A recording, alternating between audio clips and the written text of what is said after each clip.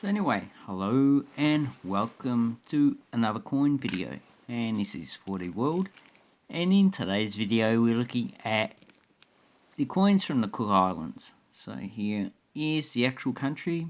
As you can see, Queen Elizabeth II is the head of state, and this is actually an independent country with free association with New Zealand.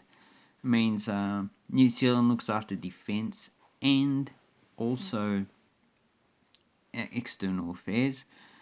And if you ever go to the Cook Islands, you'll notice that New Zealand dollars are actually used in the Cook Islands. So these coins here have the equivalent value in New Zealand dollars. So you'll be using New Zealand dollars alongside the Cook Islands dollar coins that you can actually find.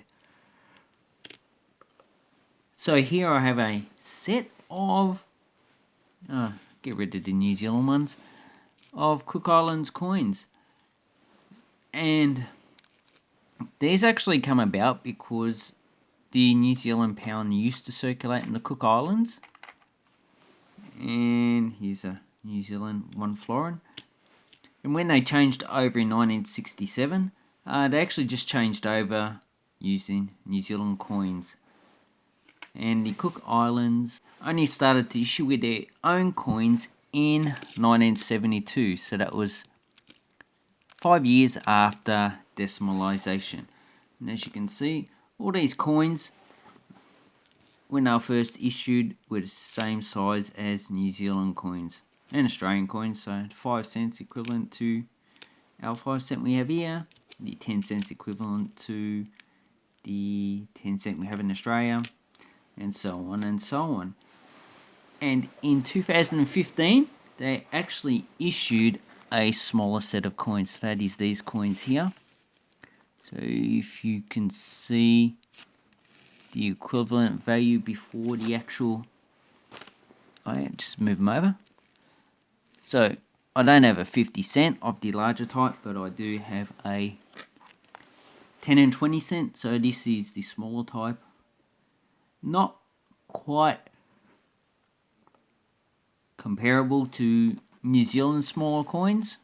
So here we have the 50 cent from New Zealand, small one. So it's actually a bit smaller. It's also reeded as well. That's the nice coloured coin that they issued in 2018. And if you look at the dollar coins, we have the $2, which is triangle. And we also have a $5, which is the same size as the Australian 50 cent coin. So I'll put it together. It's actually the same size, same shape, but it's made out of, I think, aluminium, bronze or brass, depending on what year you're actually getting. So if we look at, oh no, I do have a large New Zealand 50 cent coin. There it is. Ah, wow. So as you can see, it's actually a smaller. Just realised that.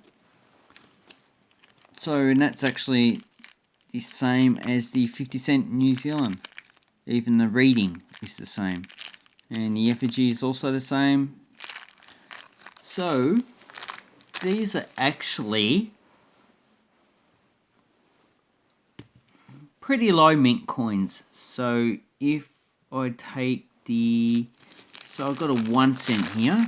This 1 cent is from 1972, so the first year of issue, and that has a mintage of 117,000, so it's actually quite low. And I'm surprised that these coins are not commanding a higher price than what they do. Now these coins are not cheap, but I can, through patience, I can actually get them at a reasonable price. So basically, for these coins, I probably don't pay more than double face value for any of these dollar coins, and for these ones I probably pay about 50 cents to $1 depending on the actual issue. So here, the second coin, the first coin actually has a plant on it. And what plant is that? That is a taro leaf. So taro plant is actually It's a tuber, so they're actually not eating the plant. There's actually underground. It's like a potato, and it's a staple crop.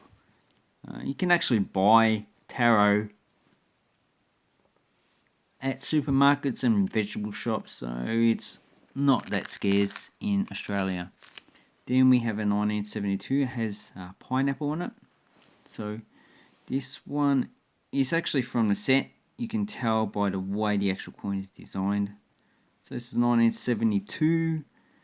There were 63,000 coins. So it's actually a pretty low mintage for coinage. But for the Cook Islands, it's actually quite a high mintage. And I've got 2 of them. So all these coins are 1972. So that's... And these ones are probably, I don't know, $2 or $3 you can pick them up.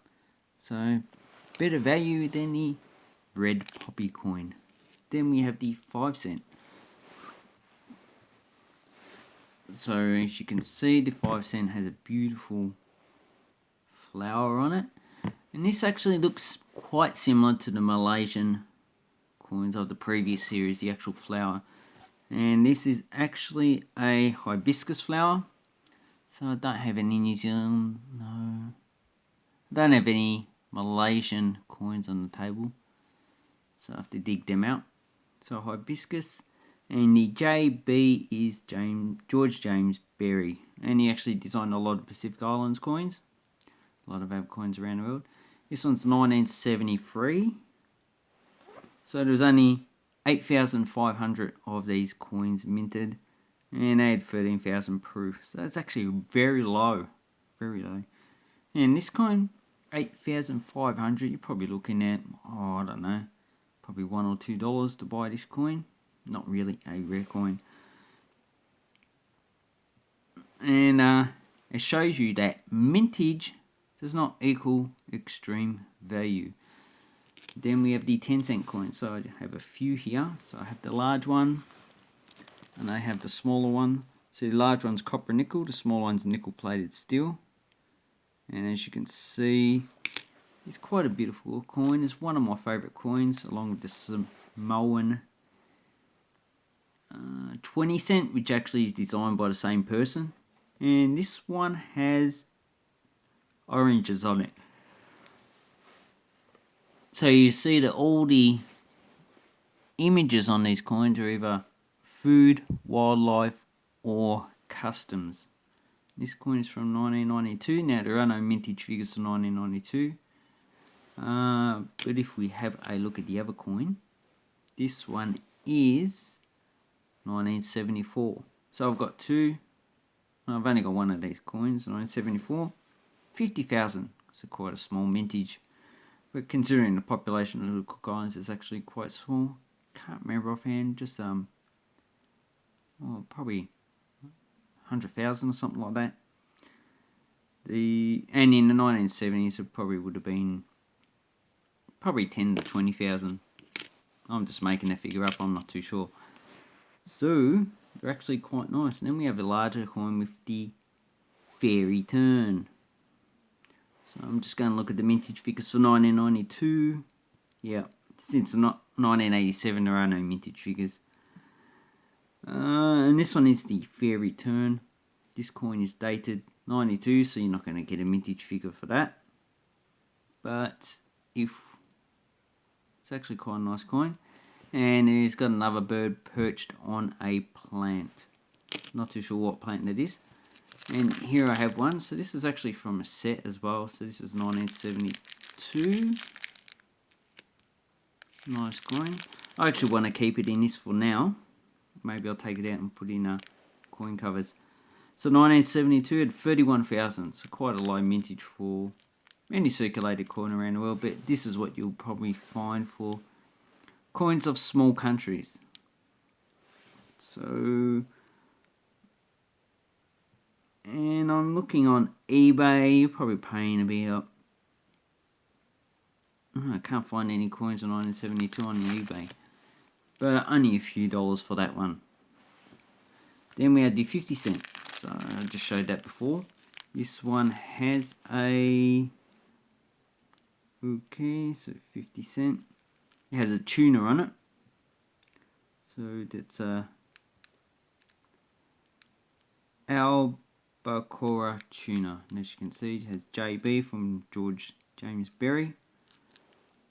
And this one has a mintage of 31,000. So also quite a low mintage. So you're starting to see a pattern here. All these coins are low mintage. I presume that the coins from 2015 actually have a mintage probably of a few 100,000 to a few million. And then we get on to the larger coins. So the largest one we have is the $1. And as you can see, the current $1 and the previous one, this probably didn't circulate. It's probably just a commemorative coin. As you can see, it has a totem on it. And the totem is, if I can get the website up. Oh, also this is a large copper nickel coin. It is 38.8 grams, 27.2 grams, 38.5 millimeters, and is 3 millimeters thick. And this is that's it, Tangaroa, Polynesian god of creation. So that's what that is, and you can see his penis there. But different. You're probably going, oh no, that's rude. Well, different customs and cultures reflect different things in different ways. So stop thinking in a Western culture. And this one is 1973, so it has a mintage of 49,000. You can pick this up like $10 in uncirculated condition. For a coin, 49,000 is probably a reasonable price. Then we have the, where is it? Oh, there it is. The $1. So this was first issued in copper nickel in 1987. Has the same totem or god of creation on it. And this one is actually from 2015. And the thing is now is that all the coins on the Cook Islands that are legal tender still that you can spend are only 2015 plus. So if you get a coin that's actually older, you cannot use it because it's no longer legal tender. And I did make a video before on that. So that's actually quite a nice coin. I quite like that. Beautiful coin. Then we have the $2. So this one is 7.55 grams, 26 millimeters. And as you can see, it's triangle with rounded corners. And this was designed by Horst Hearn, who also designed the Australian $2 coin. So you can see his initials are down here. And it actually has a mortar and pestle from Atil Island. So this is the mortar pestle, and it's used for grounding up probably plants or whatever. Also seed into flour. And on the back we have the effigy of Queen Elizabeth II. Now there are no mintage figures, but these ones you're probably paying between $5 and $10 per coin, because these have an equivalent value of $2 in Australia. Then we have the highest denomination that Cook Islands issues for circulation. As you can see, Horst Hearn. And this coin is no longer legal tender, but you can still, I presume you can still change it at the bank for equivalent value. The one that you're actually looking for is that you can actually use in the Cook Islands is actually this one. So it's actually got a boat on it, and this one's got a conch shell. So minted the Royal Australian Mint. And if I turn it over, it has the effigy. And as I showed before, this is the same size as the Australian 50-cent coin, but it's equivalent to $5 Australian. So quite a big coin. A high denomination. And they also have New Zealand $5 banknotes in circulation. The previous banknotes of Cook Islands have all been demonetised, so you can't actually use those anymore. So this one was first issued in 1987, as you can see here. Now this effigy, the last coin was 87, 88, 92 and 94. The 94 mintage has 20,000. So I presume these mintages are also quite small. Probably 100,000 for the 87, 88, probably less than 50,000. And then we have the 2003. That's the only year that was issued with that effigy. And then we have the current coin. So, does it have a mintage trigger as this? No. So this coin, because it has equivalent value of $5, you probably will struggle to get this coin for anything under $5. I'd say probably $10 is a good value. You can actually get them for $7 to $8, and you should actually check those coins out. They're actually quite nice. I do like them. All of these are actually lower mintage than the Australian $2 red poppy. That coin's just overrated, really. And are actually quite a nice series to actually get. I quite like them. So if we pan and have a look at back. So these are actually all the coins you're going to find on the Cook Islands. So which one is my favourite? I have to say this is my favourite. It's scallop shaped. It's quite a nice size for a $1. And it's just the way they minted it. I just quite like it. The one I like the least is the actual $2 triangle coin. Really, what are people thinking? But these are really only issued for tourists, pretty much. The more tourists actually take these coins out of circulation, take them home. It's called signerage. The more the Cook Islands actually earn, because then they have to mint more coins. So to mint these coins, probably just say 20 cents. They issue them for $2 and make $1.80 on it. If someone takes that to the Cook Islands, it's gone forever. Then they need to issue another coin so they earn more money. And also they sell these coins on the collector's market as well. So quite a nice series. And same with these coins. So the Cook Islands have lost $20 so far, or maybe $25, $30, something like that. And then they would have had to issue more coins just into circulation. So quite nice. Anyway, that is my conclusion of the Cook Islands coins. I'd like to say thank you very much for watching my video and have an awesome coin and banknote collecting time. Thank you and goodbye.